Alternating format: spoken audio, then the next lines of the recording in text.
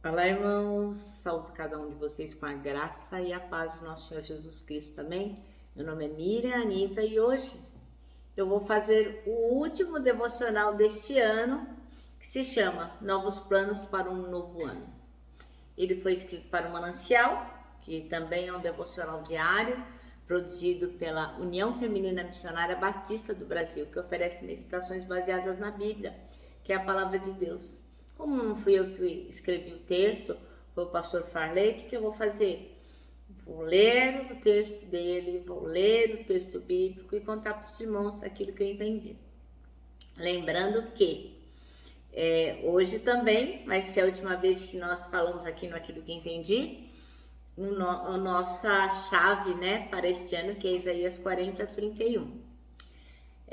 Outra coisa que eu gostaria de falar com os irmãos, eu imagino que os irmãos já sabem, mas eu acho que pode ser que alguém não saiba, né? A tradição de usar branco nesse último dia do ano, né? A gente chama de Réveillon, à meia-noite. Bem, essa tradição, ela iniciou-se nos anos 70, quando algumas pessoas viram pessoas do candomblé, da Umbanda, fazendo oferendas para Iemanjá, né? Lembrando que Iemanjá é considerada por eles a rainha do mar, né? Dos mares. E as pessoas passaram e viram aquelas multidões de pessoas todas de branco e acharam bonito. E começaram então a usar o branco também. Então isso foi se difundindo. Então eu gostaria de lembrar os irmãos que não tem problema nenhum em usar branco, mas eu queria que vocês soubessem que este costume ele só é usado aqui no Brasil. Então é um costume que originou-se das religiões afrodescendentes, né, o Umbanda e o Candomblé, quando eles fazem, né, oferenda para Iemanjá. Então eles acreditam que a cor branca traz energias positivas e protege os filhos dos orixás de coisas ruins, né? Então quando eles estão usando branco na virada do ano para fazer oferendas para Iemanjá, eles também estão vestidos em respeito a Oxalá, que é o Deus maior deles, né? Então é o Oxalá. Outra coisa também, não sei se os irmãos sabem, é essa coisa de pular 7 ondinhas, né, no Réveillon. E eu confesso que eu, por ignorância, pulei também, né? Todo mundo, vamos pular as 7 ondinhas e fazer um desejo e tal, enfim. E essas 7 ondinhas, o que elas são?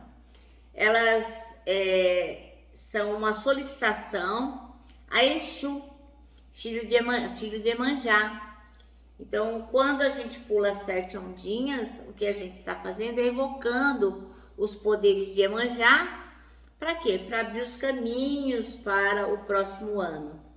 Então, eu estou contando isso para vocês, para que vocês fiquem atentos para todas as coisas que vocês forem fazer, que vocês possam conhecer a origem, de onde surgiu, para que serve, e aí decidirem se querem ou não fazer, se devem ou não fazer, se tem a ver com aquilo que está escrito na palavra de Deus ou não. Nós cremos que o que traz coisas boas para nós, o que nos abençoa é o nosso Deus. Então a gente não precisa pular ondinha, nem se vestir de branco para atrair coisas boas, energias positivas, para sermos protegidos, né? Porque nós queremos que quem nos protege é o Eterno, é o Senhor Deus. Então, só fiz esse preâmbulo para esclarecer, né? Aquelas pessoas que não conhecem a origem desse costume, né? Que a gente até usa, mas não sabe de onde veio. Bom, a nossa porção bíblica está em Jeremias, são 14 versículos do capítulo 29. E nós vamos ler juntos aí. Pega aí a sua Bíblia e vamos ler essa última porção deste ano de 2022, que nós estamos nos despedindo dele agora, tá bom? Então, é uma carta que o profeta Jeremias escreve para os exilados, né, para aqueles que foram feitos escravos e levados para a Babilônia, enfim. e ele escreve essa carta que era uma orientação, uma demonstração, um consolo, enfim. O profeta Jeremias escreveu uma carta e enviou a Jerusalém, aos líderes, sacerdotes, profetas e a todo o povo que o rei Nabucodonosor havia levado para a Babilônia. Isso aconteceu depois que o rei Joaquim, a rainha-mãe, os oficiais do palácio e os outros oficiais de Judá, bem como todos os artífices e artesãos, foram deportados de Jerusalém. Ele enviou a carta por meio de Elasa, filho de Safã, e de Gemarias, filho de Ilquias, quando eles foram à Babilônia como embaixadores de Zedequias a Nabucodonosor. A carta de Jeremias dizia: assim diz o Senhor dos Exércitos, o Deus de Israel, a todos os exilados que ele deportou de Jerusalém para a Babilônia: construam casas e estabeleçam-se nelas. Plantem pomares e comam os frutos que eles produzirem. Casem-se e tenham filhos. Encontrem esposas para seus filhos e marido para suas filhas, a fim de que vocês tenham muitos netos. Multipliquem-se, não diminuam. Trabalhem pela paz e pela prosperidade da cidade para a qual os deportei. Orem por ela ao Senhor, pois a prosperidade de vocês depende da prosperidade dela. Assim diz o Senhor dos Exércitos, Deus de Israel: não se deixem enganar pelos profetas e adivinhos que há no meio de vocês na terra da Babilônia. Não deem ouvidos aos sonhos deles, porque sonham o que vocês querem ouvir. Eles contam mentiras em meu nome. Eu não os enviei, diz o Senhor. Assim diz o Senhor: vocês ficarão na Babilônia durante 70 anos. Depois disso, eu virei e cumprirei todas as boas promessas que lhes fiz e os trarei de volta para casa. Porque eu sei os planos que eu tenho para vocês, diz o Senhor. São planos de bem e não de mal, para lhes dar o futuro pelo qual anseiam. Naqueles dias, quando vocês clamarem por mim em oração, eu os ouvirei. Se me buscarem de todo o coração, me encontrarão. Serei encontrado por vocês, diz o Senhor. Acabarei com seu exílio e os restaurarei. Eu os reunirei de todas as nações para as quais os enviei e os trarei de volta para casa, para a sua terra. Amém? Senhor Jesus, muito obrigada por esse ano do Aquilo que Entendi. Muito obrigada porque nós pudemos estar juntos aqui, lendo as mensagens do manancial e meditando sobre elas. Obrigado, Jesus, obrigado. Obrigada pela nossa liberdade religiosa.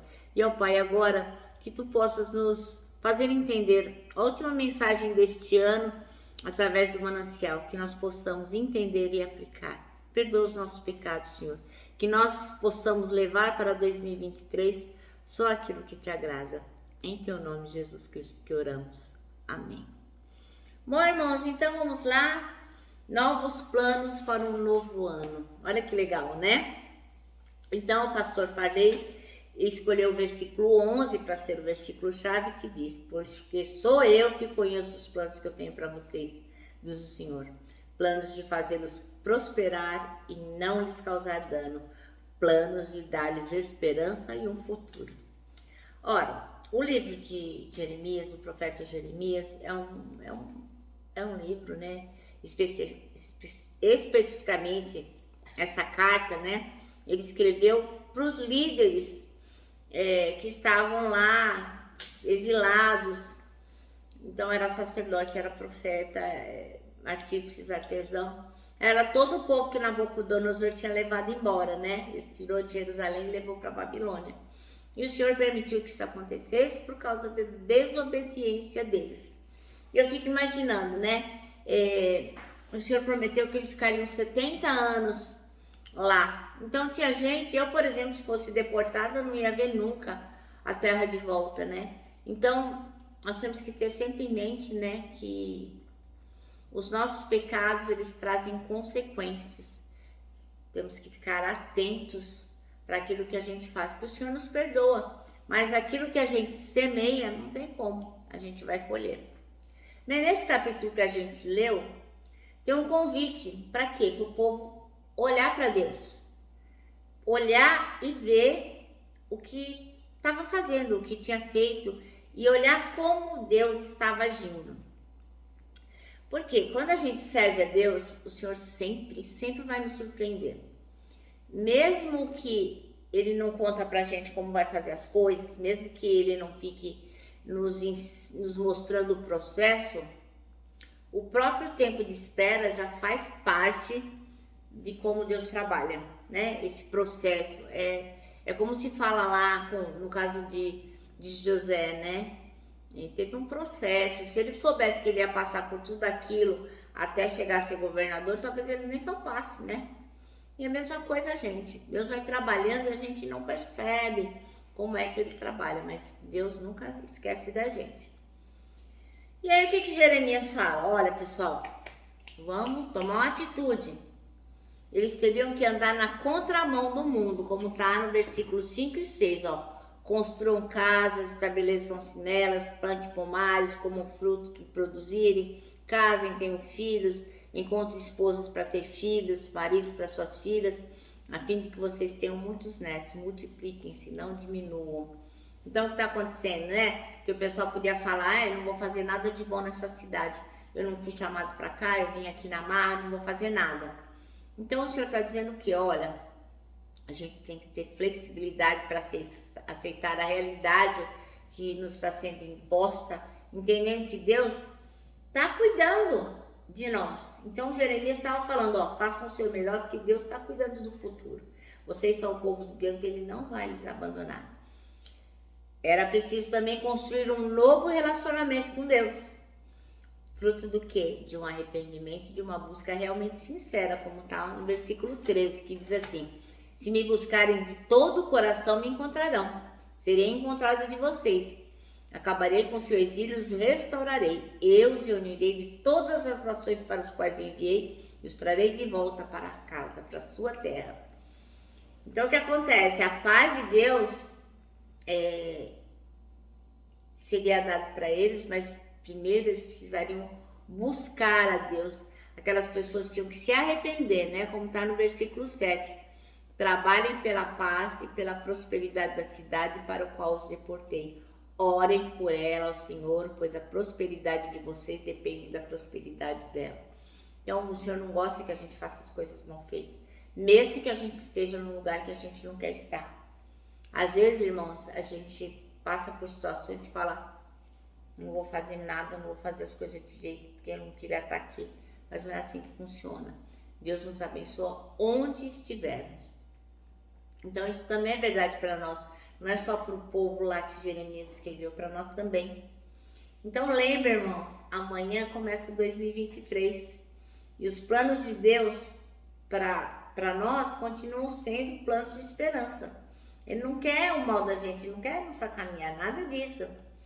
Então, o ano novo, você tem que ter em mente, só vai ser realmente novo se a nossa maneira de olhar também for nova.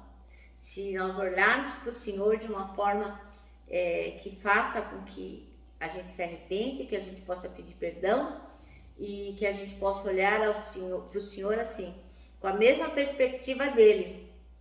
Porque se as nossas atitudes forem diferentes e forem em concordância, coerente com aquilo que Deus quer, com aquilo que Ele espera de nós, aí sim nós vamos buscar um relacionamento diário com o Senhor e teremos condições de ter um relacionamento fantástico com o nosso Deus. Põe isso na sua cabeça. Nunca vai ter ano novo se você continuar arrastando os pecados do ano velho. Então arrependa-se, irmão, busque a Deus, invoque-o, tenha um novo relacionamento com Ele, porque é isso que nós precisamos para o ano novo. Amém? Bem, irmãos, o nosso manancial termina assim, ó, ano novo, vida nova. Mas se a gente não for diferente, tudo vai ser igual. Amém? Bem, eu termino aqui com o meu último abraço deste manancial, um abraço de ursa. Lembrando que tanta coisa cabe num abraço, irmãos. Olha, parece um laço. Eu abraço vocês com todo o meu amor. Estivemos juntos esse ano todinho. Deus nos abençoou de forma que não falhamos um dia, né, irmãos? Isso é muito importante. Isso quer dizer que todos os dias nós lemos a Bíblia juntinho. Quero lembrar para vocês pela última vez esse ano de 2022, aquilo que está escrito em Isaías 41. Aqueles que esperam no Senhor, olha, terão suas forças renovadas, irmãos. Então, feliz 2023, que o Senhor realmente renove as suas forças. Eu termino aqui com a minha última palavra deste ano aqui no Manancial, que é gratidão. Feliz Ano Novo!